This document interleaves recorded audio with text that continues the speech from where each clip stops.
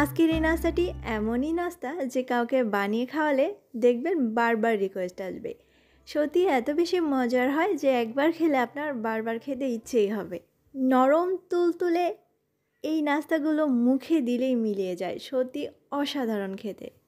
আমার এই recipe follow করে তৈরি করলে 100% পারফেক্ট রেজাল্ট পাবেন। এরকম আরও নতুন নতুন এবং মজার মজার রেসিপি পেতে অবশ্যই চ্যানেলটি সাবস্ক্রাইব করে রাখবেন। আর পাশে থাকা বেল আইকনটি বাজিয়ে দিতেও কিন্তু ভুলবেন না। আর বেশি কথা বাড়াবো না, আমরা মূল রেসিপিতে চলে যাই। আমি প্রথমে বড় একটা বাটি নিয়েছি আর এর মধ্যে নিয়েছি হাফ কাপ পরিমাণে কুসুম গরম পানি। মেজারমেন্ট কাপ এবং স্পুন মেপে পরিমাপটা ঠিক রাখার চেষ্টা করবেন। আমি এখানে 1 চা চামচ দিয়েছি ইস্ট। পানিটা খুব বেশি যেন গরম না হয়, আবার ঠান্ডাও হবে না, কুসুম গরম থাকতে হবে। 1/4 চা চামচ দিয়েছি লবণ, 2 টেবিল চামচ দিয়েছি চিনি এবং 2 টেবিল চামচ দিয়েছি গুঁড়ো দুধ। আপনি চাইলে এখানে গুঁড়ো দুধ বাদ দিতেও পারেন, আবার পানির পরিবর্তে এখানে তরল দুধও দিতে পারেন। এবারে মিশিয়ে নিব চিনি গলে যাওয়া পর্যন্ত। মেশাতে মেশাতে যখন চিনি গলে যাবে তখন আমি এখানে আটা দিচ্ছি 1 কাপ পরিমাণে। আপনি চাইলে ময়দা দিয়েও বানাতে পারবেন। মাখানোর কাজটা হাত দিয়েই করতে হবে। প্রথমে আমি স্প্যাচুলা দিয়ে একটু মিক্স করে নিয়েছি আর তারপরে হাত দিয়ে মাখিয়ে নিব। নিশ্চয়ই লক্ষ্য করেছেন এই খামিরটা অনেক বেশি নরম এবং আঠালো। এরকম নরম করে তৈরি করলেই কিন্তু খেতে অনেক বেশি মজার হবে, কেননা এগুলো অনেক বেশি সফট হবে। তবে আপনি যদি একেবারে নতুন হন তাহলে আপনি আরেকটু ময়দা বা আটা দিয়ে আরেকটু আঠালো ভাবটাও কমিয়ে নিতে পারেন। তবে খুব বেশি কিন্তু শক্ত কোনোভাবেই করা যাবে না, কেননা আমরা যতটা সম্ভব নরম করেই তৈরি করার চেষ্টা করব। 2-3 মিনিটের মতো মাখিয়ে নেওয়ার পরে আমি এবার হাতটা ধুয়ে তারপরে মুছে নিয়েছি। এ পর্যায়ে আমি 1 টেবিল চামচ সয়াবিন তেল দিলাম আর তারপরে আবারও 3 মিনিটের মতো মাখিয়ে নেব। এভাবে করে মথে নিয়েছি আর মথে নেওয়ার এক পর্যায়ে দেখা যাবে এটা আবারও আঠালো হয়ে আসছে। তখন আমি হাতে আবারও সামান্য পরিমাণে একটু তেল দিয়ে তারপরে এটাকে গোল করে নিয়ে রেস্টে রেখে দিতে হবে। আবহাওয়ার উপরে ডিপেন্ড করে কতক্ষণ রেস্টে রাখতে হবে। এখন যেহেতু শীতকাল তাই সময়টা একটু বেশি লাগবে, সেক্ষেত্রে আপনি হালকা গরম পানির উপরে এই বাটিটা বসিয়ে রাখতে পারেন। এই সিজনে দেখবেন জানালা দিয়ে খুব সুন্দর রোদ আসে। আপনি কিন্তু চাইলে এই বাটিটা একটা ঢাকনা দিয়ে ঢেকে রোদেও রেখে দিতে পারেন, সেক্ষেত্রে বেশি সময় লাগবে না। আমি রেস্টে রেখে দিচ্ছি 1 ঘন্টার মতো, আর ততক্ষণে আমরা বাকি কাজগুলো করে নিচ্ছি। এবারে আমি এটা সাইডে রেখে দিয়ে চিকেনের প্রিপারেশন করে নিচ্ছি। আমি এখানে মুরগির বুকের মাংস নিয়েছি। দেখে নিশ্চয়ই বুঝতে পেরেছেন যে মাংসর পরিমাণটা কিন্তু খুব বেশি না, এখানে 100 গ্রামেরও কম আছে, 80 গ্রামের মতো হবে। এবার একটু পাতলা করে স্লাইস করে কেটে নিয়েছি। দেখতে পাচ্ছেন আমি কিভাবে করে কেটে নিলাম। এবারে ধুয়ে নিব আর তারপরে অতিরিক্ত পানিটা হাত দিয়ে চিপে ঝরিয়ে নিব। এবারে দিচ্ছি হাফ চামচ আদা বাটা এবং হাফ চা চামচ দিচ্ছি রসুন বাটা। লাল মরিচের গুঁড়ো দিচ্ছি হাফ চা চামচ, গরম মশলার গুঁড়ো দিচ্ছি হাফ চা চামচ, 1 টেবিল চামচ দিচ্ছি টক দই, সামান্য পরিমাণে গোলমরিচের গুঁড়ো, 1 চা চামচ সয়া সস এবং হাফ চা চামচ দিচ্ছি বারবিকিউ সস। আপনার হাতের কাছে যেই মশলাগুলো আছে আপনি সেগুলো দিয়েই এই মাংসটা ম্যারিনেট করতে পারবেন।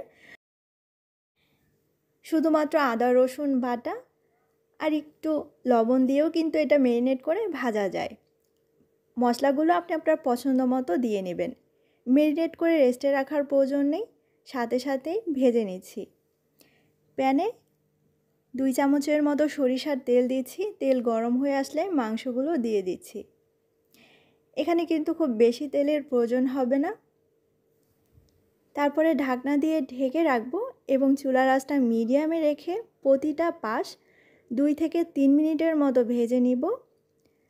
ম্যারিনেট করার সময় আমি কোনো লবণ দেইনি, এ পর্যায়ে চেক করে নিলাম সামান্য একটু লবণ মনে হচ্ছে লাগবে, তাই লবণ দিয়ে দিলাম 1 চিমটি পরিমাণে।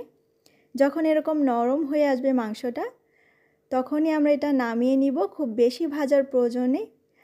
আমি মোটামুটি 5-6 মিনিটের মতো মাংসটা ভেজে নামিয়ে নিয়েছি এবং চিকেন ছোট ছোট টুকরো করে কেটে নিলাম। ততক্ষণে খামিরটাও একদম ফুলে ফেপে পুরো বাটি ভর্তি হয়ে গেছে, দেখতে পাচ্ছেন।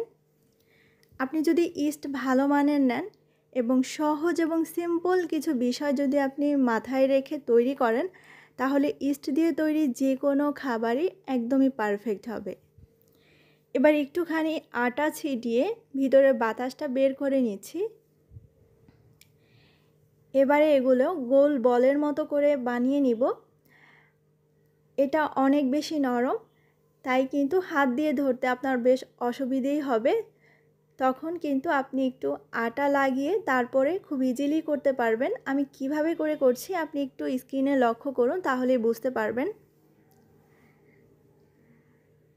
আমি হাতে আটা লাগিয়ে ঘুরিয়ে ঘুরিয়ে বলের মতো তৈরি করে নিচ্ছি। যখনই হাতে আঠা আঠা লাগবে তখনই কিন্তু আরেকটু শুকনো আটা ছিটিয়ে আপনি এটা তৈরি করতে পারবেন। সঙ্গে সঙ্গেই কিন্তু এটা বেলে নিতে কষ্টকর হবে, রাবারি হয়ে যাবে।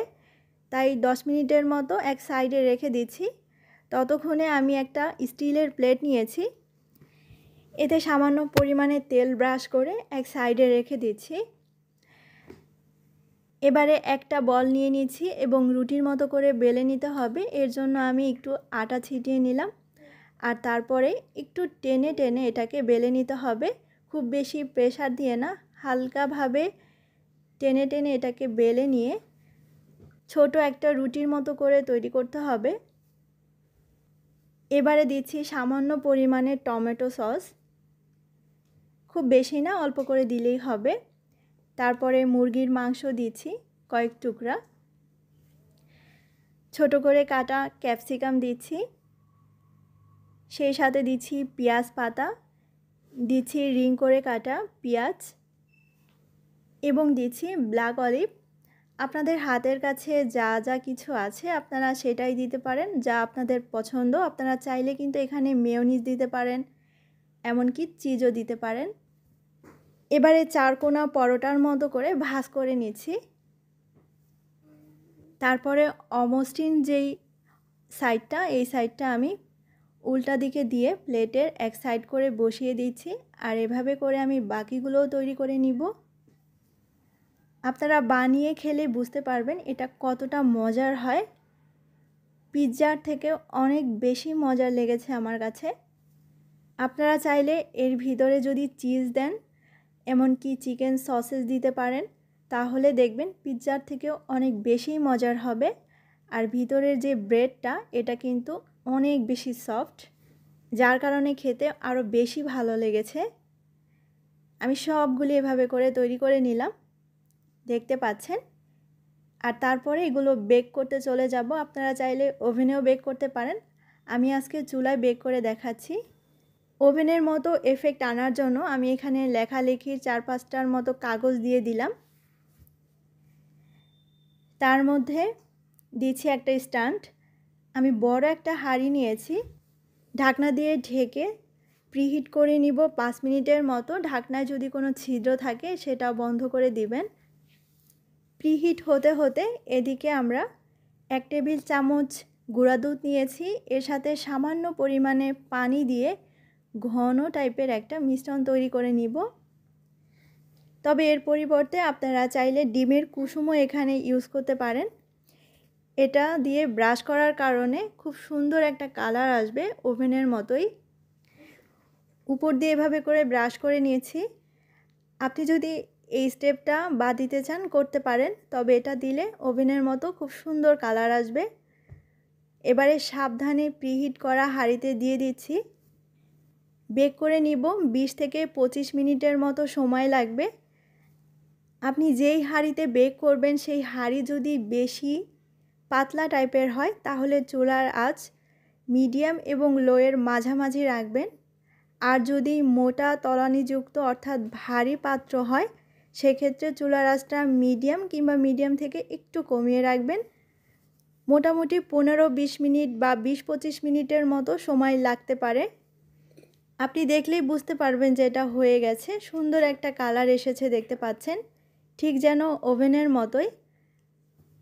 কতটা সফট হয়েছে আমি একটু দেখিয়ে দিচ্ছি। খেতে যে কতটা মজার হয়েছে আপনি কিন্তু বানিয়ে না খেলে বুঝতেই পারবেন না। আশা করছি আজকের রেসিপি আপনাদের ভালো লেগেছে। সবাই অনেক বেশি ভালো থাকবেন। আসসালামু আলাইকুম।